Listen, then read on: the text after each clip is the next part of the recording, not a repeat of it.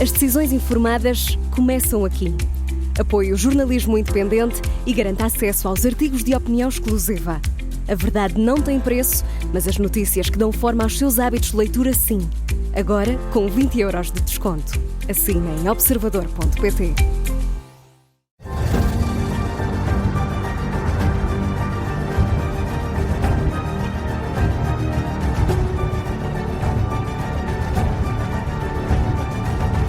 Está no ar o Domínio da Guerra, da Rádio Observador, sempre com o Major-General José Arnão Moreira. Bom Olá, dia. Muito bom dia a todos. Boa sexta-feira. Lembro que também nos pode acompanhar com a imagem através das nossas redes sociais.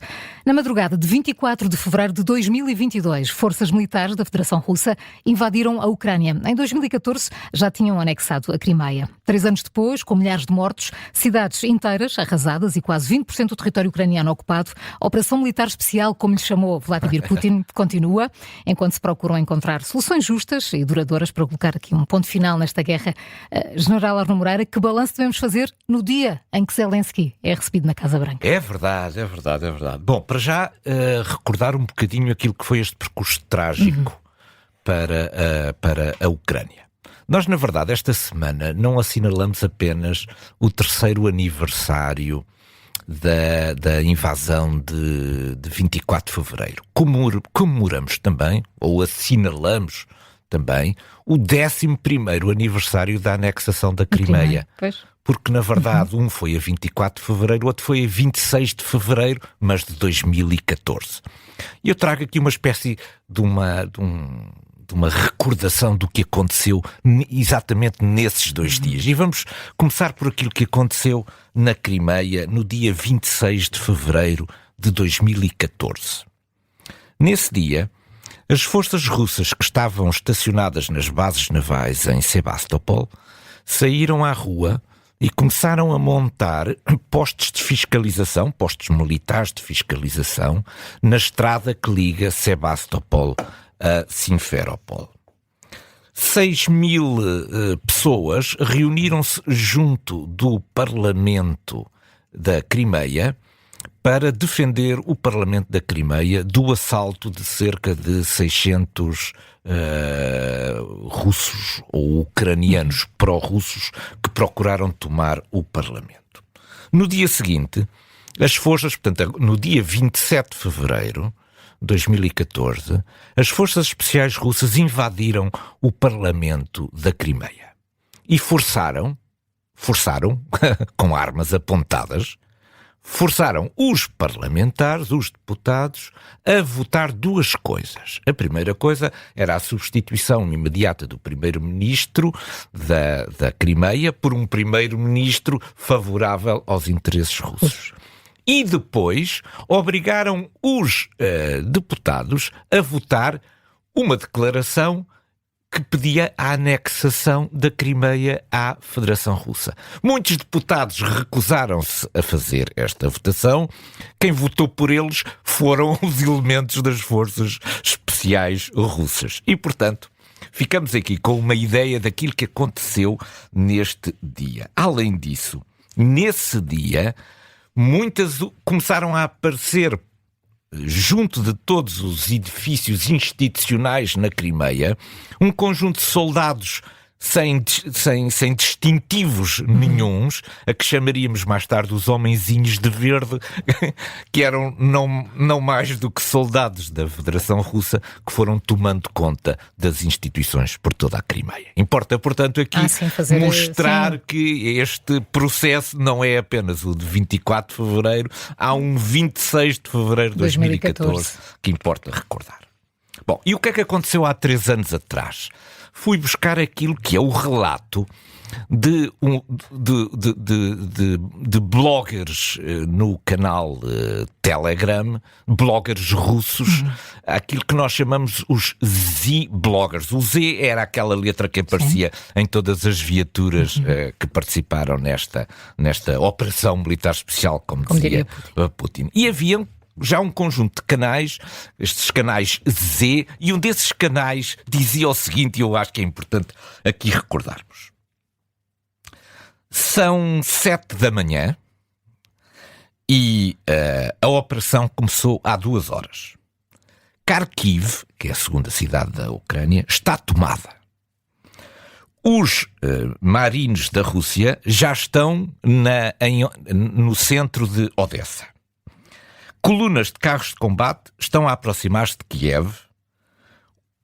O sistema militar ucraniano colapsou em 30 minutos e as forças especiais da Rússia já estão a fazer reservas nos restaurantes de Kiev. Oh meu Deus, isto é inacreditável. A operação militar especial é expectável que fique completa até ao final do dia. Nunca uma coisa foi tão fácil. E depois, Zelensky já está na Polónia. Zelensky já está na Polónia. E estas vitórias estão a pôr-nos fora de nós. É incrível. Glória ao imperador Putin. Triunfo absoluto das armas russas sobre os ucranianos. Washington será o próximo passo. Isto é muito interessante porque, na verdade, Washington parece ter caído primeiro do que Kiev. General, devia enviar isso para o Trump. Ele saber o que dizia na altura. É espetacular este relato. Isto é, a enorme expectativa de vitória que se esperava nestas primeiras horas. Portanto, isto é um relato que foi feito às 7 da manhã por um desses canais de bloggers. Bom, é claro que há aqui 3 fases, digamos, nesta guerra e vamos rapidamente recordá-las. A operação militar tinha por objetivo político derrubar o governo em Kiev. E é por isso que, das 3 direções estratégicas que seguiu basicamente este ataque, a direção norte visava entrar em Kiev e, digamos, livrar-se de Zelensky e constituir aí um governo pró-russo. Esse era o objetivo. Portanto, não havia aqui outro objetivo que não fosse fazer cair o governo de Zelensky. A segunda direção estratégica vinha de leste e procurava tomar Kharkiv, a segunda cidade ucraniana, e reforçar aquilo que eram já as ocupações que havia desde 2014 do Donbass. Obteve ganhos de natureza média, porque Kharkiv nunca caiu. E depois, aquilo que foi o grande sucesso desta operação militar foram as operações conduzidas a partir da Crimeia. Esta operação foi muito rápida, porque a Crimeia tinha sido militarizada entre 2014 e 2022. Havia muitas forças, havia imensas forças russas, e elas não só atingiram o rio Dnipro, como conseguiram passar para lá do rio Dnipro e atingir a cidade de Kherson. E, portanto, estava nestas primeiras semanas da operação, estava aberta a porta para chegar a Odessa. Até ao final do ano, os ucranianos foram capazes, deste primeiro ano de guerra, foram capazes de expulsar as tropas russas que estavam a norte do rio Dnipro, e o rio Dnipro passou a constituir ali uma linha defensiva muito importante. Depois, no ano seguinte, tivemos aquela ofensiva falhada por parte da Ucrânia. A ofensiva estava prevista para os primeiros meses do ano. Ainda falamos sobre ela aqui. Os equipamentos nunca chegaram e quando ela se desencadeou já tinham passado tantos meses que a Rússia já tinha fortificado todo o terreno. E esta tentativa de cortar as forças russas ao meio e atingir o mar de Azov foi marcada por um insucesso. Desde aí, a Federação Russa, portanto, desde metade do ano passado, a Federação Russa tem estado ao ataque. O ano passado, tenho aqui estes números, conquistou 4.168 km². Ainda é uma área muito interessante. Mas teve 427 mil baixas entre mortos e feridos. Isto dá, por quilómetro quadrado, várias dezenas de baixas por quilómetro quadrado. Portanto, isto tem tido um preço absolutamente incrível. E do lado ucraniano, o que é que temos? Temos que em 2024 a Ucrânia construiu 2,2 milhões de drones de ataque. 2,2 milhões de drones de ataque. E que 80% das baixas russas que existem neste momento são provocadas não por armas normais de infantaria, não por espingardas automáticas, mas por drones. 80% das baixas russas devem-se aos drones. E os drones vão ser a grande aposta da Ucrânia para este ano que temos agora pela frente. E, portanto, estes 3 anos têm sido trágicos, como a Maria João referiu e muito bem, muitíssimas mortes, muitas cidades destruídas, muitos negócios destruídos. Ficaram ainda qualquer coisa como 5 milhões de ucranianos a viver em territórios ocupados. Ou porque não tiveram tempo uns, outros porque já estavam demasiado velhos para tentarem iniciar uma nova vida noutro lugar, mas ainda há milhões de ucranianos que estão em território ocupado. E depois ainda há milhares e milhares de crianças que os russos levaram para deixarem de ser ucranianos e tornarem-se russos. Há muita coisa para fazer e nesta altura em que nós olhamos com alguma expectativa e também alguma preocupação para o futuro da Ucrânia que está a ser desenhado nestas conversações, não podemos esquecer também que ainda há 5 milhões de ucranianos que estão do lado de lá das linhas. A coincidir com estes 3 anos de guerra, assistimos durante a semana a um rol de visitas a Washington e a Kiev e até a uma surpreendente votação na Assembleia Geral das Nações Unidas. O que é que fica de uma semana tão preenchida, General? É verdade, esta foi a semana das visitas. Isto começou no dia 24 de fevereiro com uma visita muito simbólica das lideranças europeias a Kiev.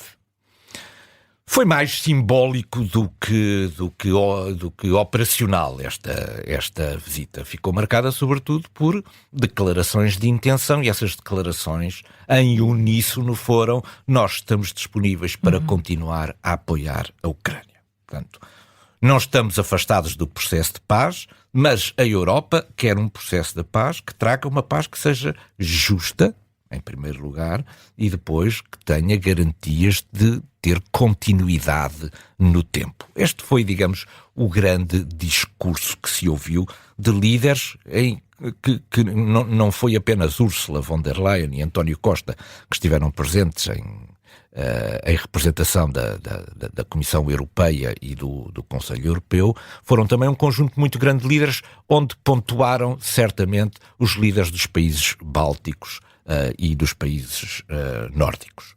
Portanto, há agora uma certa esperança renovada na Europa com a chegada de Merz, do novo chanceler alemão, porque há uma expectativa de que seja possível trazer Merz para um lado mais assertivo do lado europeu. Que está a faltar, não é? Que está a faltar. Portanto, só Macron não chega. Macron não chega. É preciso trazer mais alguém e Merz parece ser essa personalidade. Vamos ver agora, primeiro, se ele consegue formar governo e depois, se dessa coligação que vai naturalmente formar, existe vontade, ou sai daí vontade política suficiente para uma maior assertividade da Alemanha na Europa. Há boas esperanças que estão aí depositadas em Merz e que isto traga para a Europa, do ponto de vista da segurança, da arquitetura da segurança e defesa, traga boas perspectivas esta eleição de Friedrich Merz para futuro chanceler da Alemanha. Depois temos as reuniões em Washington. Temos aqui 2 reuniões fundamentais. A primeira é de Trump com Macron.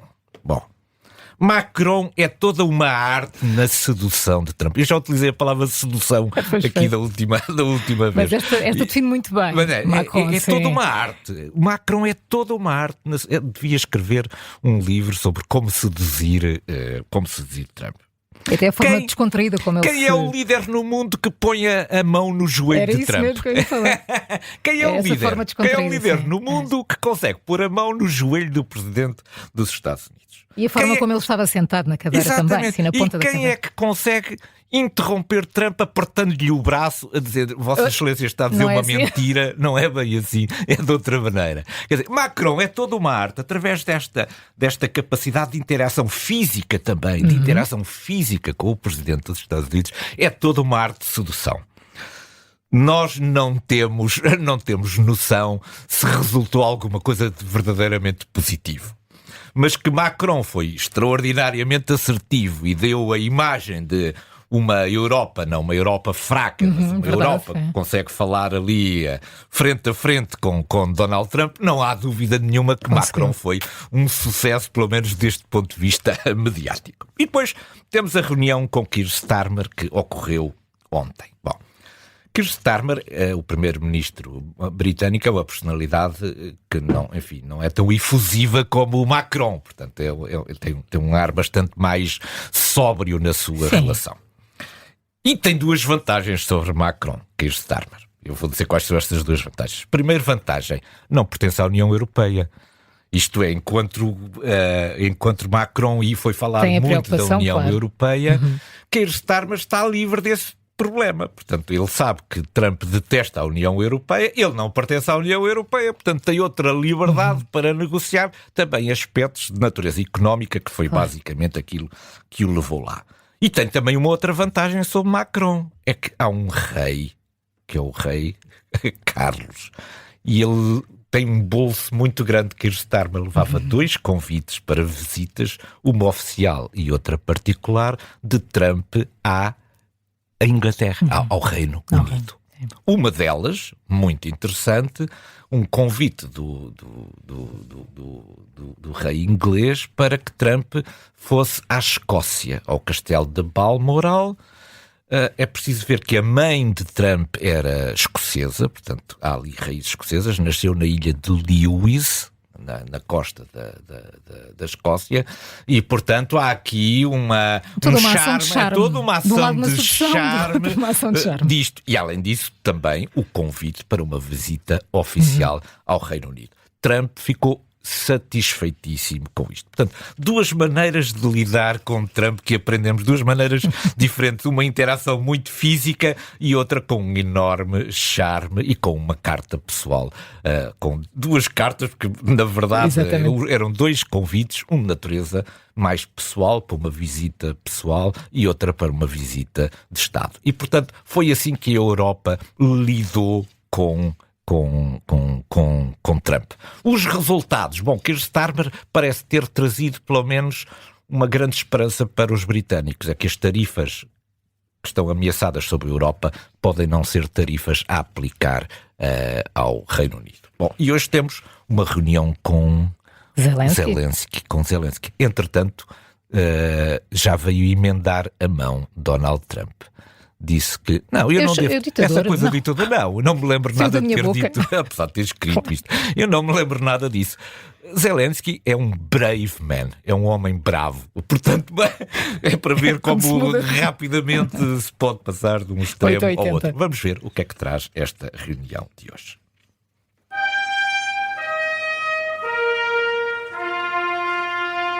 E um dos assuntos mais discutidos esta semana foi o acordo sobre a exploração de terras raras ucranianas por empresas norte-americanas. Mas este possível acordo pode não ser nada do que parece.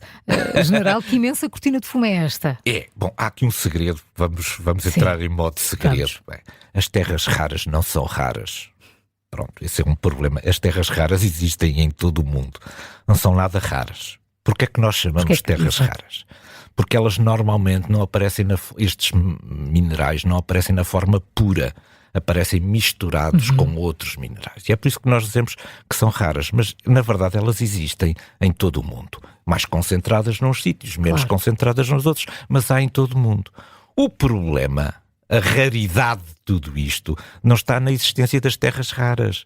Está na capacidade de transformar e de purificar estes materiais, estes metais que, como eu disse, aparecem normalmente, raramente, em estado puro. E, portanto, há todo um processo de transformação que é preciso exercer sobre estes minerais antes de os transformarem em materiais absolutamente fundamentais para a indústria, para as indústrias tecnológicas dos dias de hoje. Portanto, primeiro, terra já podemos estar outra vez no ar. Terras raras existem em todo o mundo. O problema das terras raras é como é que nós as tornamos úteis, como é que nós pegamos no minério que extraímos e lhe damos um grau de pureza que os permite aplicar. Ora, o especialista é a China. A China tem talvez 30% de todas as terras raras do mundo. Não é uma porcentagem enorme. Mas o que é enorme é a sua capacidade de produção. Porquê? Porque todo este processo é um processo muito lento. É um processo que exige energia barata para poder ser mão de obra barata. Regulamentação ambiental muito baixa, porque isto é um processo muito poluidor. E, portanto, a China conseguiu reunir estas três coisas. Além disso, subsidiou as suas empresas para afastar do mercado toda a concorrência mundial. Portanto, não obstante haver terras raras por todo o mundo, na verdade, a capacidade de refinar as terras raras está concentrada na China, que fez uma espécie de... tornou inviável do ponto de vista económico explorar as outras jazidas que existem em todo o mundo, porque ela, com energia barata, com mão de obra barata e com poucas normas de natureza ambiental, conseguiu expulsar todos os concorrentes do mercado. Portanto... Mas então o que é que explica o interesse de Donald Trump? Pois, é apenas um objetivo eleitoral. Isto é, não vai haver dinheiro que vá sobrar destas terras raras. Primeiro, senão já tinham começado a ser exploradas pelos próprios ucranianos e não estão exploradas. Não estão exploradas por isto. Porque demora imenso tempo o processo entre detectar onde é que estão as melhores jazidas, começar a explorá-las e instalar toda a capacidade industrial que é necessário para as transformar. Isto vai demorar imenso tempo. Imenso tempo. Isto não é para Trump já. Quer dizer, a primeira vez que se comecem a gerar ganhos para isto é um horizonte temporal muito grande. Portanto, Trump o que é que quer fazer? Quer utilizar apenas o facto de poder obter uma quick win, uma vitória muito rápida aqui para mostrar ao seu eleitorado. Depois, se são 500 mil milhões, se são 100 mil milhões, ou se nem vão ser exploradas, é uma outra questão, já não é com ele.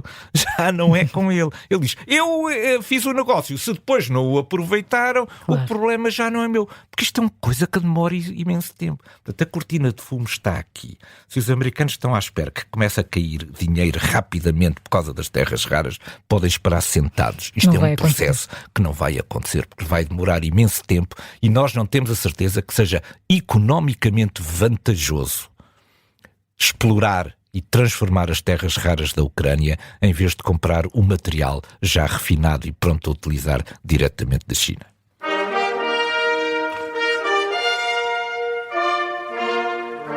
Colocamos hoje o nosso ponto de mira sobre um vídeo que se tornou viral nos últimos dias. O vídeo chama-se Trump Gaza e é gerado através de inteligência artificial. Ai, General Arnon Moreira. Oh, meu Deus. Porquê é que trazemos este vídeo para o nosso ponto de mira? Certamente não começar, será... não é? Certamente não será um candidato aos Oscars, estou absolutamente convencido. É de um mau gosto atroz, mas não é por isso que eu trago aqui para o ponto de mira. Já vamos perceber porquê. Bom, não foi certamente Trump que fez o vídeo, pronto, isso temos a certeza. Também não temos a certeza quem fez o vídeo. Sabemos que começou a ser difundido em algumas redes sociais e que Trump acabou por aproveitar o vídeo. E aproveitou por duas coisas. Em primeiro lugar, porque isso traz audiência para a sua rede social. Isso é importante do ponto de vista monetário.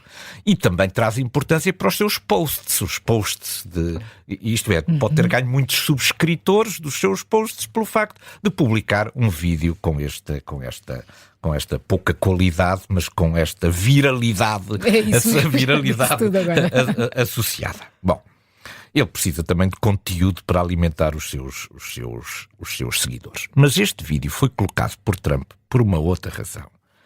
É que este vídeo glorifica Trump. Glorifica Trump. Trump está omnipresente. Isto não é sobre Gaza. Não é sobre Gaza. Isto é sobre Trump. Trump está presente em todos os momentos do vídeo. Ou sob a forma de um balão dourado na mão, a cabeça de Trump pendurada num balão, ou sobre um conjunto de estatuetas douradas com a figura de Trump colocadas nos estandes à venda ao longo da Gaza Trump, ou o nome do hotel ou do grande edifício onde se lê Gaza Trump, ou através de uma estátua dourada enorme dele. Portanto, Este é um vídeo de glorificação, não tem nada a ver com Gaza, é um vídeo de glorificação de Trump. E eu vou trazer aqui para comparar com isto, vou trazer aqui um excerto de um discurso que recolhi em 2019. Eu depois vou dizer de quem é quem é o autor. Em 2019 escreveu o seguinte: eu não quero a minha fotografia pendurada nos vossos gabinetes. Um presidente não é um ídolo, não é um ícone e não é uma fotografia. Em vez da minha fotografia, pendurem a fotografia dos vossos filhos no gabinete. E cada vez que tiverem que tomar uma decisão, olhem para a fotografia dos vossos filhos. Quem escreveu isto? Quem foi? Discurso de tomada de posse de Zelensky em 2019. É para compararmos aqui as duas imagens e a forma como estas duas pessoas se veem no mundo. Magnífico. Magnífico, hein? General Arno Moreira, é sempre um gosto. Foi Muito um prazer. obrigada por mais bom fim de Domingo semana de a Guerra. todos. Para si Obrigado. também.